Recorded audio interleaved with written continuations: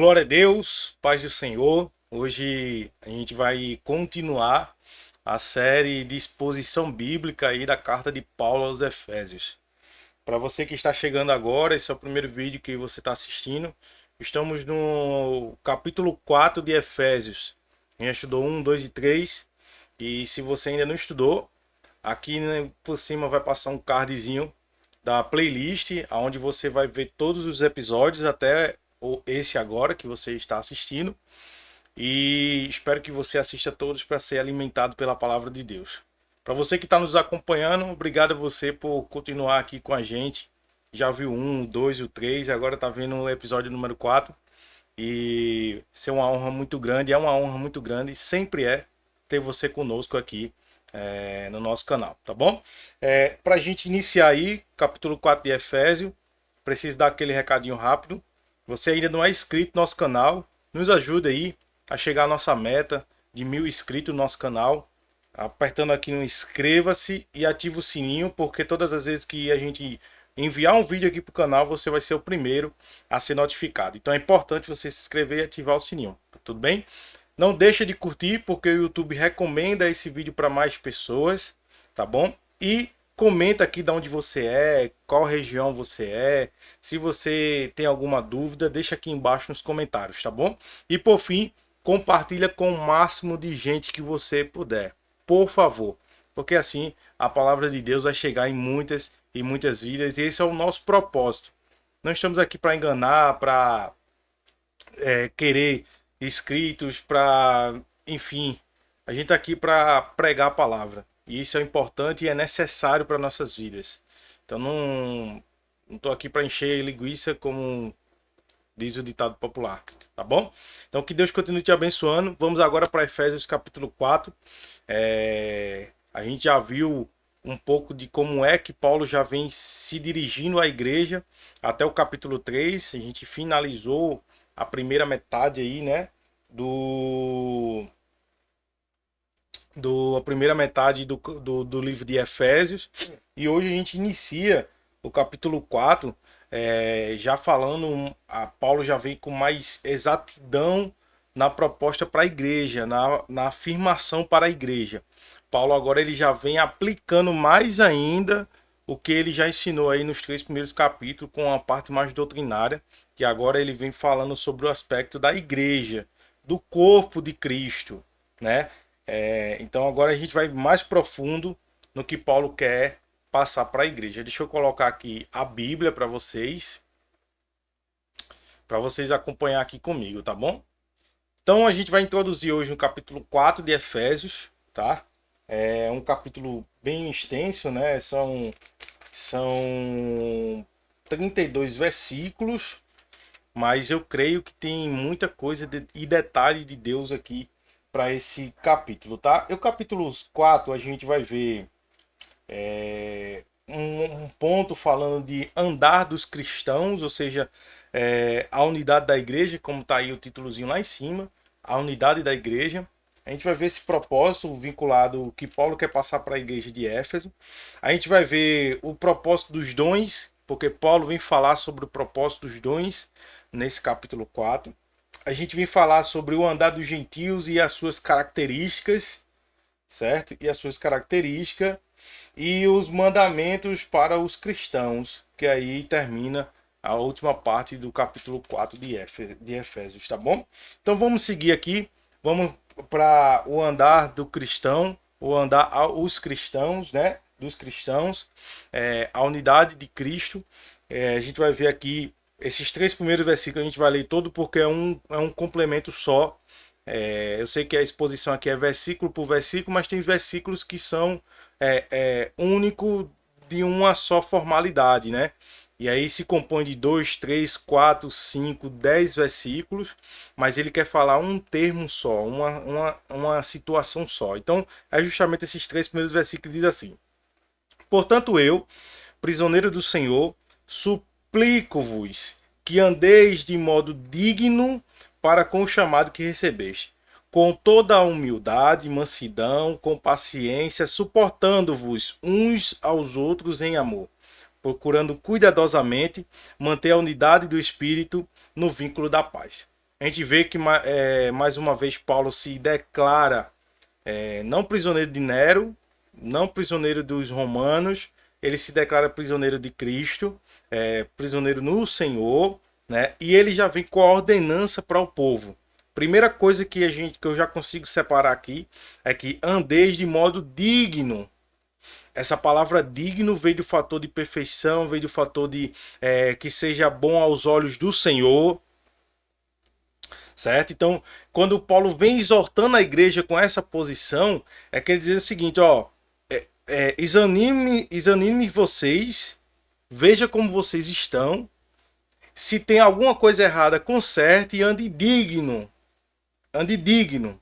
Segunda coisa que eu venho aqui destacar, que já entramos no versículo 2 agora, são as características para o andar do cristão mesmo. Vejamos, com toda a humildade e mansidão. A gente vê que uma pessoa humilde, ela sabe se posicionar diante de pessoas. Mansa, ela sabe tratar pessoas. Outra coisa, com paciência, ela sabe conversar com pessoas. Mas um ponto chave aqui é esse finalzinho. Suportando-vos uns aos outros em amor. Essa palavra suportar, ela vem do contexto do seguinte: se a pessoa ri demais, entenda que ela é uma pessoa que ri demais. Se é uma pessoa fechada demais, entenda que ela é uma pessoa fechada demais. Saiba amar ela dessa forma. Saiba amar ela do jeito que ela é. Suportando-vos uns aos outros quer dizer o seguinte: todo mundo tem o seu jeito, tem a sua postura, tem a sua forma de falar, tem a sua forma de andar. Por exemplo, eu mesmo, Niedson, eu sou uma pessoa muito reservada. Eu não sou uma pessoa de muitos amigos. Eu sou uma pessoa que eu gosto de estar em casa com minha esposa. Às vezes eu estou aqui nesse meu ambiente, que é onde eu estudo, onde tem o meu computador, alguns livros meus, onde tem uma impressora, uma bancadazinha, né? Que é no nosso quarto mesmo. Então, meu dia é assim quando eu não estou trabalhando. Neste momento agora eu não estou trabalhando. Mas quando eu estou trabalhando é trabalho, chego em casa, com minha esposa, assistindo alguma coisa com ela, vindo para aqui pro meu quarto, lendo, assistindo alguma coisa, aprendendo alguma coisa. Eu sou uma pessoa reservada. Então, pessoas para me amar, para me suportar do jeito que Paulo está dizendo aqui, é entender como o Niedson é entender que Niedson não é uma pessoa de estar conversando com muitas pessoas na esquina, na frente de casa. É entender que Niedson é dessa forma. E eu preciso entender também como são as pessoas. Se é uma pessoa que não gosta muito de abraço, se é uma pessoa que não gosta muito de aperto de mão, se é uma pessoa que não gosta muito de falar, se é uma pessoa que gosta muito de falar, então eu tenho que entender isso e amar essa pessoa dessa forma, do jeito que ela é, tá certo? E é uma coisa muito complicada no meio da igreja, principalmente no dia de hoje. No dia de hoje está cada vez mais difícil isso aqui acontecer. Versículo 3. Eu extraio aqui uma coisa, procurando cuidadosamente manter a unidade. Esse fator aqui está falando da comunhão do Espírito no vínculo de paz. Da paz, tá bom? Deixa eu ver se eu pulei alguma coisa aqui. Vamos ver alguns versículos aqui. Vamos ler aqui Romanos capítulo 8. Deixa eu voltar aqui. Romanos capítulo 8. Versículo 12 e 14. Deixa eu ver se tá bom aí para vocês. Romanos 8.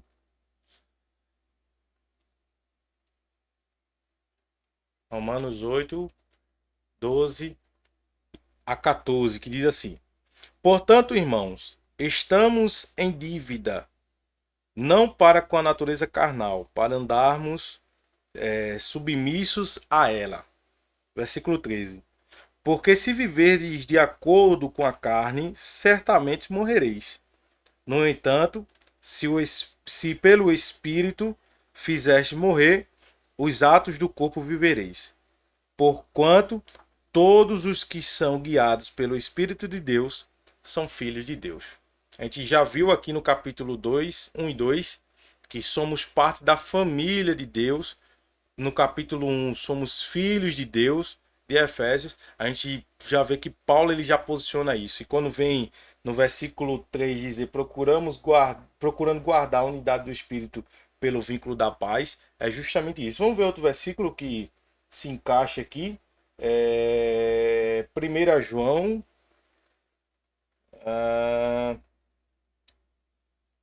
Porque os outros versículos aqui que eu anotei já é bem extinto.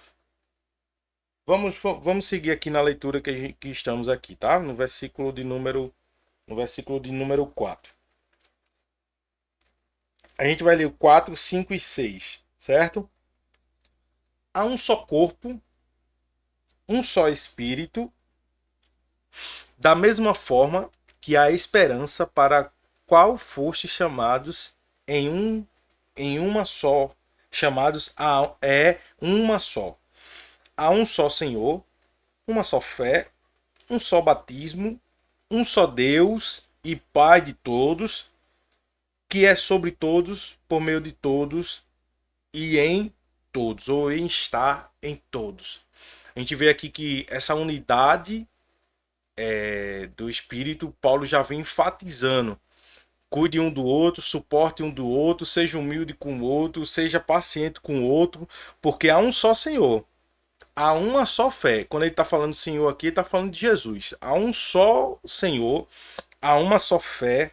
Há uma só fé em quem? Em Cristo Jesus. Há um só batismo.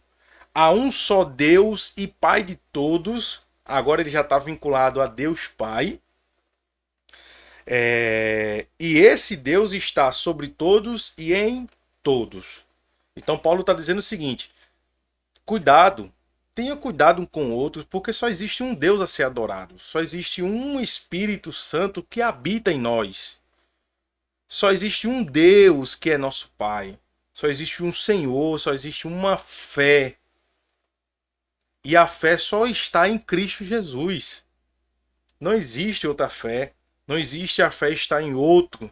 A fé só está em Cristo Jesus. Então, por meio dessa situação, dessa cautela, estejam cautelosos e vivendo, procurando amar um ao outro, suportando um ao outro em amor, que é um do princípio do fruto do Espírito. Certo?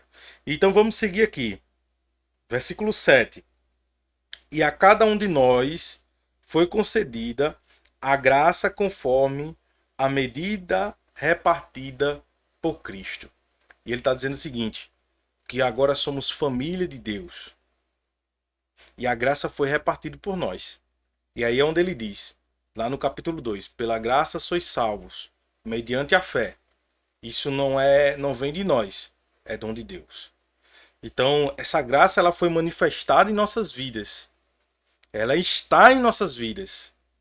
Então, diante disso, suporte seu irmão, viva com ele da forma que ele é, entenda da forma que ele é, em amor.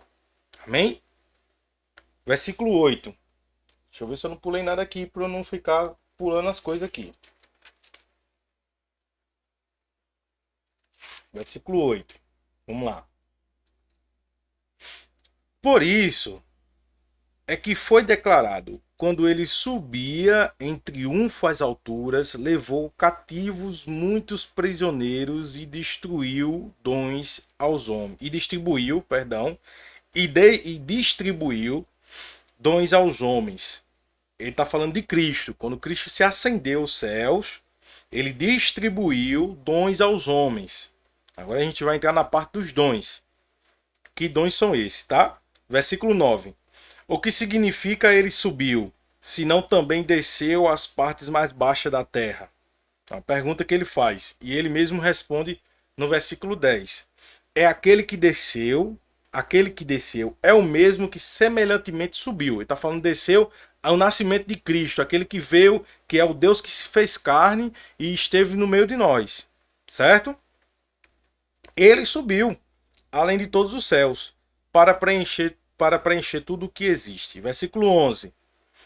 Assim, ele designou alguns para apóstolos, outros para profetas, outros para evangelistas e outros para pastores e mestres, com o propósito Versículo 12. Com o propósito de aperfeiçoar os santos para a obra do ministério, para que o corpo de Cristo seja edificado. Versículo 13. Já já eu paro para explicar.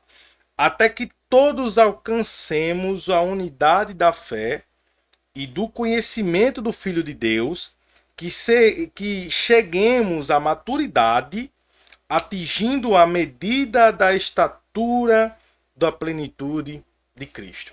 Perceba aqui algumas coisas. Ele vem falando sobre Cristo no versículo 9, no versículo 8, versículo 9, versículo 10. Que esse Cristo ele veio à terra, que Deus veio à terra, se fez carne, homem igual a eu e você, com dores e fraquezas e sentimentos. Esse mesmo Deus subiu ao céu, se ascendeu ao céu, deixando sobre a humanidade alguns dons com propósitos. E aí vem os dons: apóstolos, profetas, evangelistas, pastores e mestres, certo? Com o propósito da edificação dos santos. E aí eu repito o que eu disse, quando Paulo está falando dos santos, ele está se referindo aos irmãos de Éfeso, ou estendendo a todos. Então, quando Paulo ele cita assim, ele está dizendo o seguinte: foi distribuído esses dons para algumas pessoas, ou para as pessoas, para que vocês sejam edificados, para aqueles que sejam edificados em Cristo Jesus. E essa edificação ela tem um propósito.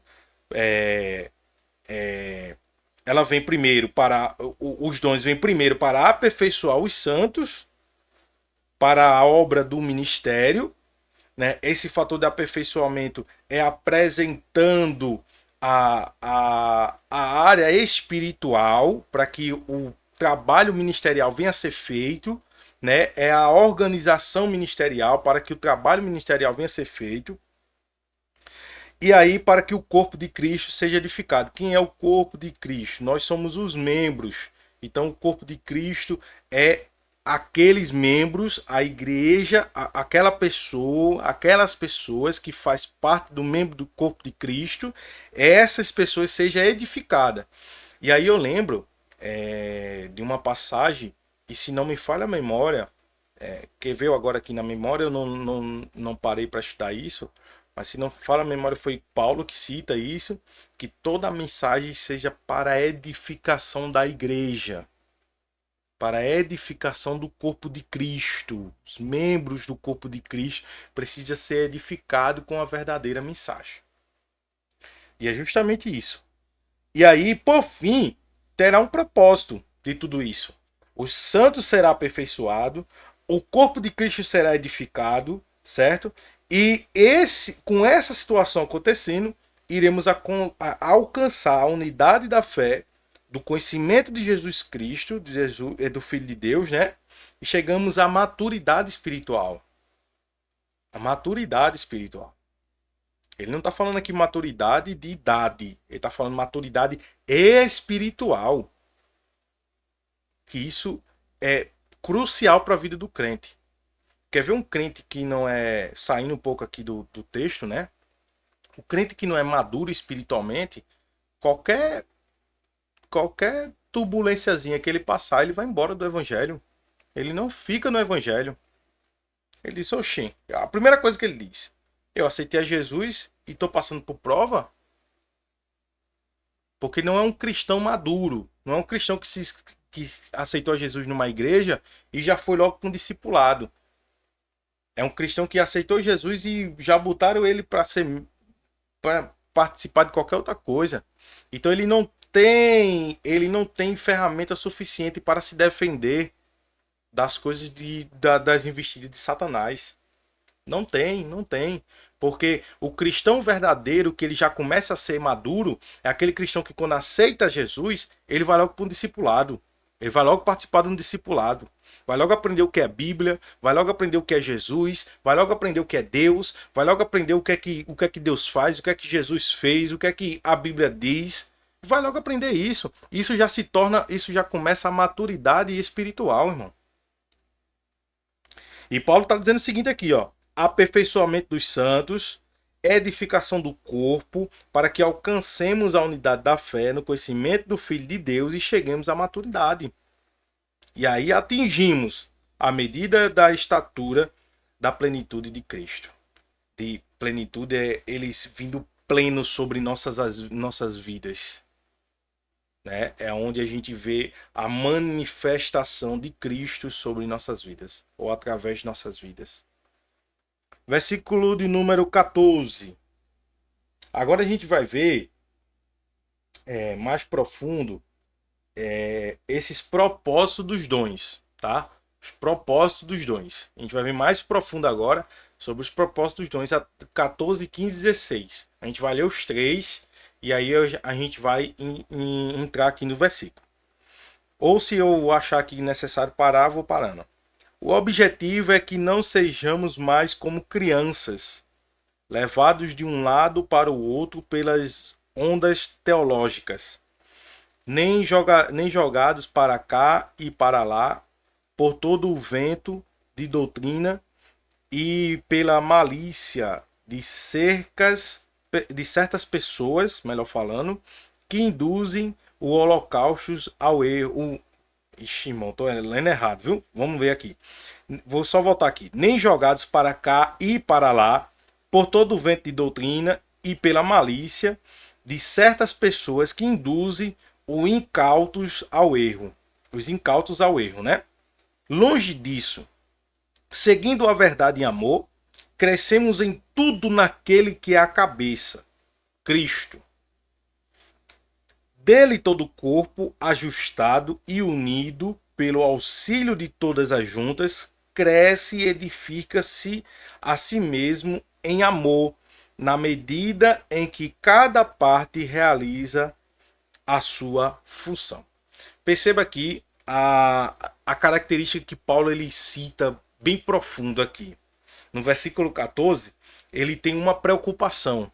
Esse objetivo que ele fala aí, no versículo 14, é uma preocupação de Paulo. Qual é a preocupação de Paulo? Que não sejamos mais criança. Por que criança? Porque toda criança é levada para um lado e para o outro por ondas teológicas. O que é que Paulo está dizendo com isso aqui? É que as falsas pregações, e olha que Paulo pregou isso, ó, lá no tempo de 60 a 62, no ano 63 depois de Cristo. Parece que ele está aqui hoje dizendo: tenha cuidado com as falsas pregações. E eu não vou ter medo de falar isso aqui não, irmão. Hoje, se a gente for pro YouTube, se a gente for pro Instagram, se a gente for para algumas igrejas, principalmente as novas de hoje, não estou generalizando, não são todas, mas a grande maioria é falsos pastores, falsos pregadores que sobem no púlpito. É pastores que vivem um ato de homossexualismo subindo no púlpito e pregando mentira, heresia para o povo, estando em pecado e ainda prega heresia para o povo. São pastores hoje que não têm vergonha na cara de pregar falsidade, de pregar sensacionalismo, de pregar só o ego do homem e deixar Cristo para trás. São pessoas que não têm vergonha na cara de escolher pregar uma pregação, de fazer uma pregação sem estudo, sem nem se preocupar em pregar a verdade, em esboçar a verdade, e prega só para levantar o ego da igreja. Mas a pregação verdadeira ela serve para edificação da igreja. A edificação da igreja ela vem através da exortação, ela vem através do conforto, ela vem através do consolo, ela vem através do ensino, ela vem através do dizer que está certo do que está errado. Eu só citei 5 aspectos, mas eu podia citar mais ainda. Só que hoje as pregações que estão sendo levantadas são para pregações para enganar o povo e dizer que seguir a Jesus não precisa de renúncia, não, só para ganhar gente para encher a igreja. São pastores hoje aceitando homens deitando com outro homem e sendo membro da igreja. Não estou dizendo para expulsar essa pessoa. Eu estou dizendo que estão escondendo a verdade das pessoas. E dizer que essa prática é contra a Bíblia, não é contra o homem, não é contra a pessoa. É a prática que você está vivendo, é contra a Bíblia. Se você quer seguir a Cristo, tem que abandonar essa prática. Simples assim, e o pessoal hoje estão deixando disso. Saiu aí na TV que estão levantando aí um veto para que alguns textos bíblicos a gente não vai poder nem mais postar na rede social. Se for um texto bíblico dizer obedeça seu pai e sua mãe, não pode mais. Porque é como se fosse obrigatório o filho fazer isso. Se falar sobre a prática da vivência de deitar homem com homem, mulher com mulher, eu tô falando de prática, eu não tô falando de pessoas. Porque a Bíblia ela não fala de pessoas, a Bíblia ela fala da prática. Da prática. De eu praticar furto, de eu ser um adultério, de eu praticar o homossexualismo. E é eu praticar, não é de mim, é eu praticar. Vai ser. Se a gente postar isso, se sair o veredito mesmo e a gente postar esse versículo, a gente vai para júri. A gente vai para justiça. O governo vai botar a gente na justiça agora.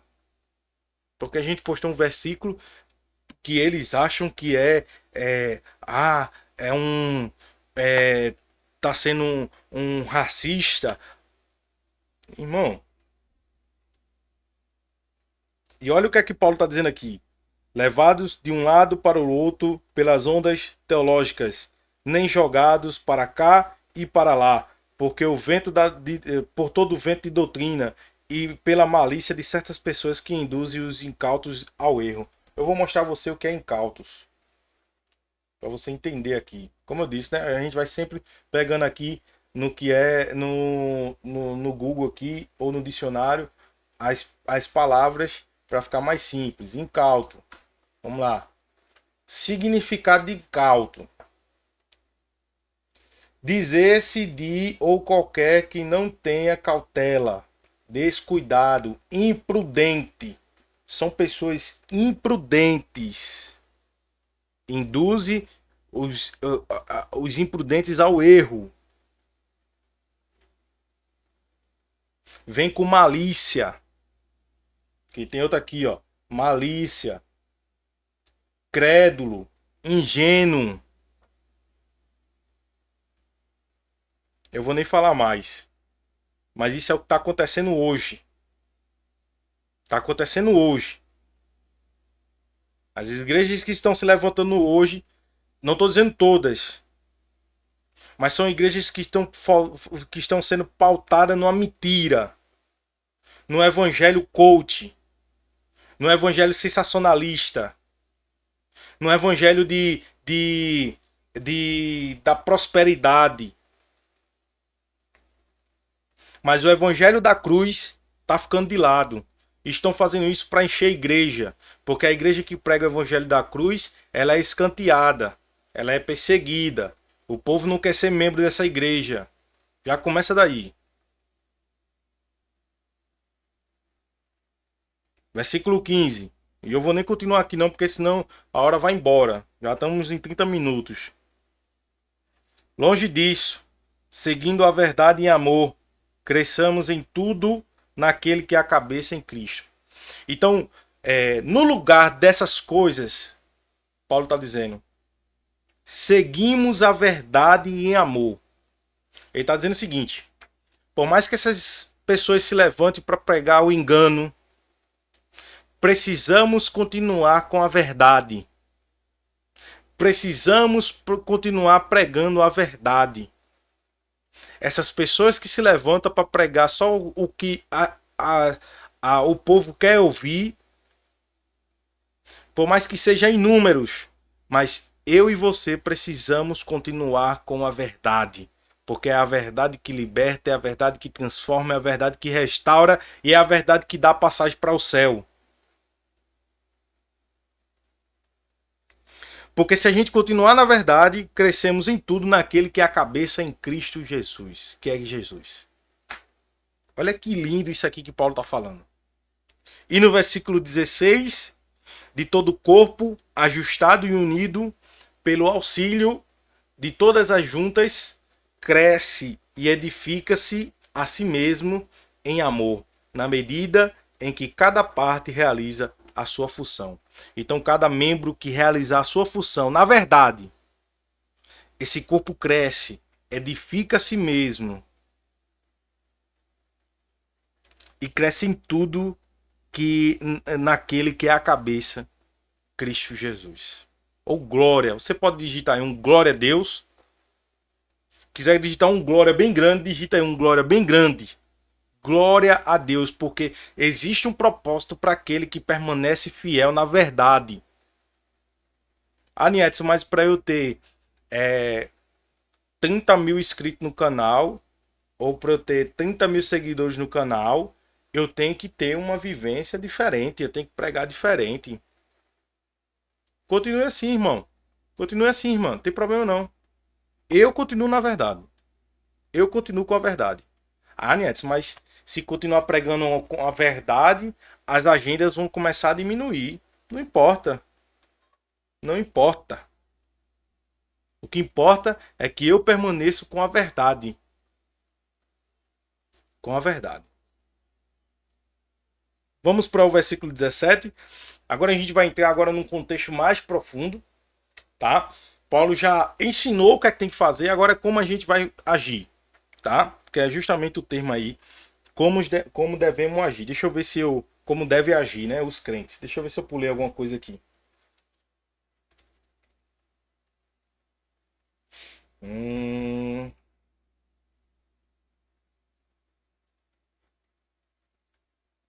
Não. Não pulei. Vamos seguir aqui. Sendo assim, eu vos afirmo, e no Senhor insisto, para que não mais vivas como os gentios, que vivem na inutilidade de seus pensamentos. Ele está falando aqui de postura, tá, gente? Ele não está falando aqui de deixar de ser gentil. Ele está falando de postura do gentil. A postura do gentil ela precisa ser modificada, mas essa modificação é em Cristo Jesus. E aí é onde ele diz: não viva mais como os gentios. Essa palavra como os, né? Ela vem termo ligado à característica, à postura. Então essa postura precisa ser moldada em Cristo Jesus. Que ele até diz, ó, vive na inutilidade dos seus pensamentos. Versículo 18. Eles estão, os gentios, com o entendimento mergulhado nas trevas e separados da vida de Deus por causa da ignorância em que vivem, devido ao embrutecimento de seu coração, ou seja, endurecimento, né? Então eles estão mergulhados nas trevas, separados da vida de Deus, porque estão com o coração endurecido. Versículo 19, que foi simples de entender. Havendo perdido toda a sensibilidade, eles se entregam a um estilo de vida depravado, cometendo com avidez toda espécie de impureza. Havendo perdido a sensibilidade. No capítulo 5, que a gente vai introduzir no próximo vídeo, Paulo fala com alerta para a igreja que dorme. E aqui eu já consigo encaixar algumas situações. Porque ele diz, havendo perdido toda a sensibilidade. Não era um pedaço da sensibilidade, não. Era toda a sensibilidade. Que sensibilidade é essa? A sensibilidade em Cristo Jesus. De ser parte, ser membro do corpo de Cristo. Era essa sensibilidade que Paulo está dizendo. Perdido a sensibilidade em Cristo, entraram em um estilo de vida depravado. Versículo 20. Entretanto, não foi isso que vos aprendeste de Cristo. Ele está dizendo, não foi assim que vocês aprenderam. Vocês saíram porque vocês quiseram. Não é dessa forma que vocês aprenderam, não. Não era dessa forma que vocês estavam vivendo, não. Versículo 20. se é que de fato o ouviste e nele foste discipulados, conforme a verdade que está em Jesus. Ele está dizendo o seguinte: se é que de fato mesmo vocês escutaram. Vamos ver. Versículo 22. Quanto à antiga maneira de viver, foste instruídos a vos desperdeis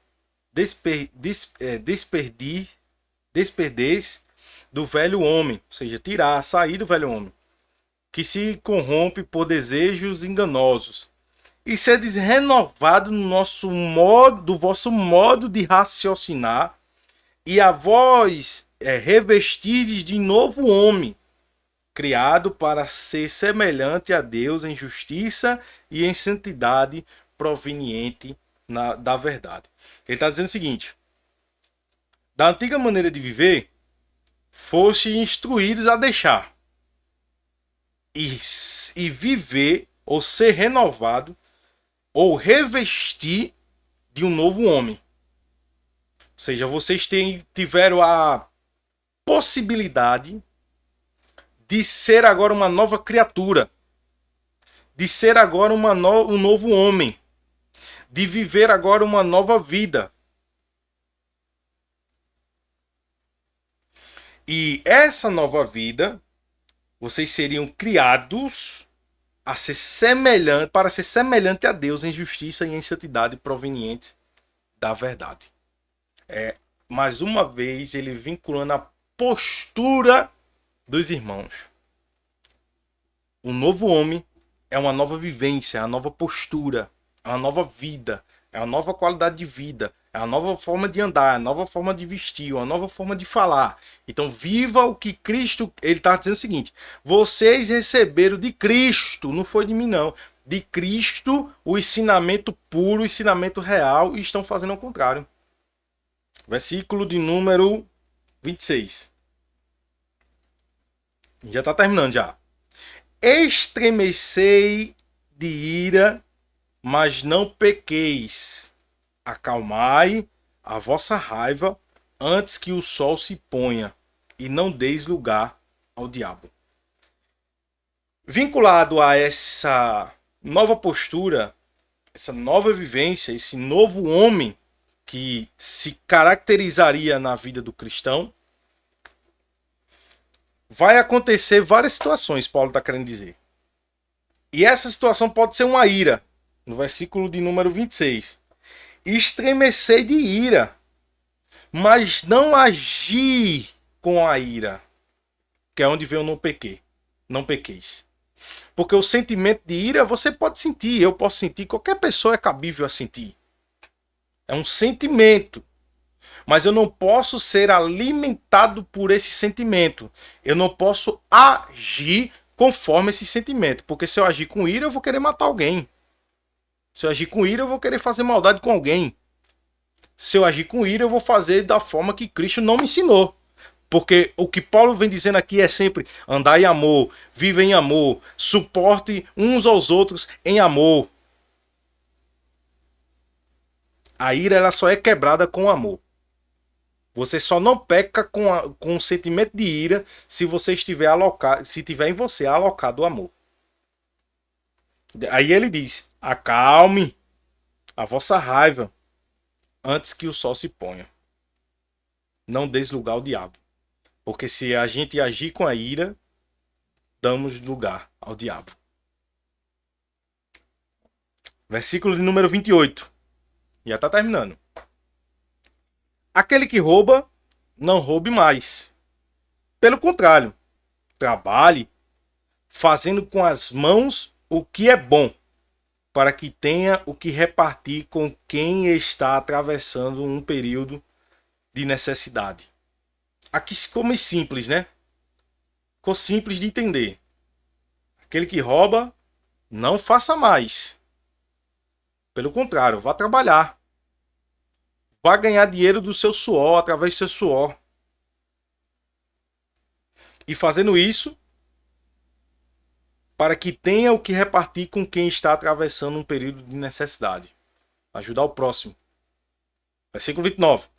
Não saia de vossa boca nenhuma palavra que cause destruição, mas somente a que seja útil para a edificação, de acordo com a necessidade, a fim de que comunique graça aos que ouvem. Que já ficou muito simples também. Versículo 30. Não entristeçais o Espírito Santo de Deus, com o qual foste selado para o dia da redenção. E tem como entristecer o Espírito Santo de Deus, Nilson?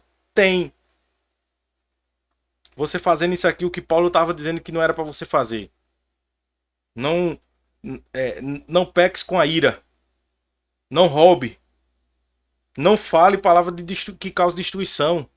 Essa palavra que causa destruição quer dizer mentira. Essa palavra que causa destruição quer dizer discórdia. Essa palavra que causa destruição é você falar uma coisa ruim para o próximo. Versículo 30. Toda amargura, cólera, ira, gritaria e blasfêmia sejam eliminados no meio de vós, bem como toda a maldade. Isso aqui são as obras da carne vinculadas a Satanás. Porque o inimigo, ele tenta despertar isso na vida do cristão, na vida de qualquer pessoa. Amargura, cólera, ira, gritaria e blasfêmia. E Paulo, ele deseja que tudo isso seja eliminado e toda maldade. Porque aonde tem maldade não tem amor, mas onde tem amor não tem maldade.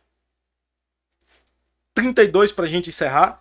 Pelo contrário, sedes bondosos e compassivos uns para com os outros, perdoando uns aos outros da mesma maneira como Deus vos perdoou em Cristo Jesus. Que lindo esse ensinamento aqui, hein? Do capítulo 4 de Paulo, da carta aos Efésios, onde ele finaliza seres bondoso, compassivo, uns com os outros. Ele estava vendo a necessidade da comunicação com os irmãos, do contato. Ele estava percebendo aquilo ali. Por mais ele escrever essa carta e não estar lá, mas ele estava dizendo o seguinte: ei, irmão, não crie atrito nem contenda no meio de vocês. Viva em comunhão, seja bondoso, seja compassivo, perdoe um ou outro. Viva em amor. Esse é o propósito e legado de Cristo sobre nossa vida.